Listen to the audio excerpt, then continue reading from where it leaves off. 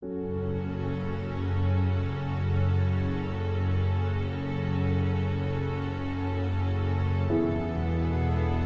to 45% of enslaved Africans came from West Africa, meaning their traditions were rooted in West African Islam. Many of these slaves were devout Muslims, intellectuals, and great scholars. Some of the first slaves who requested their freedom were, in fact, Muslim, as evidenced in letters they wrote containing Arabic writing. Tombstones with Arabic writing, Quranic prayers, and the Tawheed symbol are spread throughout the country. Black Muslims contributed to the very fabric of this country, and not just through enslavement. Among the many African American heroes who fought in the Revolutionary War, for example, were Muslims, including Yusuf bin Ali, also known as Joseph bin Haley of South Carolina, Corporal Bampet Muhammad of Virginia, and Peter Salem of Massachusetts.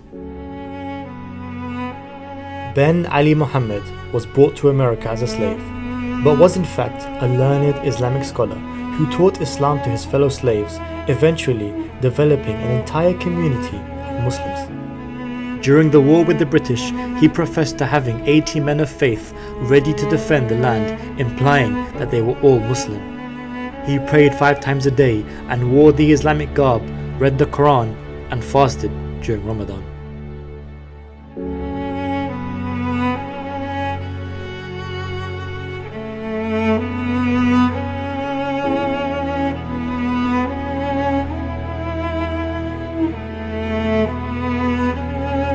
One of the first Muslims to reside and own property in Washington, D.C. was Yara Mahmood. Originally a slave, he worked for his freedom and since became one of the most famous American Muslims in history. Yara Mahmood was a West African Muslim who was born sometime around 1736. We don't know how he was enslaved, but he arrived aboard the Elijah in 1752 in Annapolis, Maryland. Yarrow did not hide the fact that he was a Muslim. He knew Arabic, wore traditional garb, carried rosary beads, and was often chanting or praying, and prayed facing the east. He was painted by the famous American painter James Alexander Simpson, and his painting hangs today in the National Portrait Gallery. He freed himself, or he became free. He owned money in a bank. It shows a man who was, despite difficult circumstances, he was optimistic, he was steadfast, and he surpassed what we think as the American dream. Put my white robe on, I put the towel on the floor, and I face the east towards Mecca.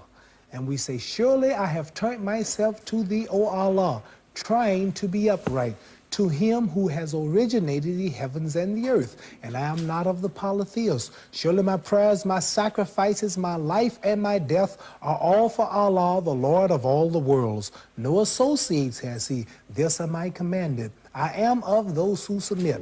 O Allah. Muhammad Ali, the champ, the icon, was unapologetically Muslim. He stood up against injustice wherever he saw it, and championed the Muslim identity at his time through his relentlessness to win, both in the ring and in life. Malcolm X embodied the very tenets of Islam, speaking out for social justice and civil reform at a time when African Americans were facing incredible systematic oppression across the country. I believe that the Islam religion is the best religion for our people because it creates unity and it gives one dignity and racial confidence and all of these things that are necessary to make a complete human being.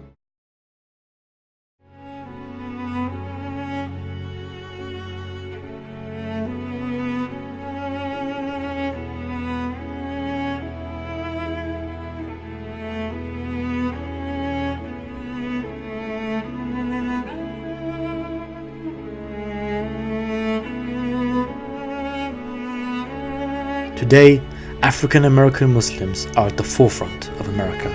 They represent us in our sports teams, they fight for our rights in Congress, and they lead our communities. African Americans, regardless of faith, alongside Muslims, continue efforts for justice, equality, and unity.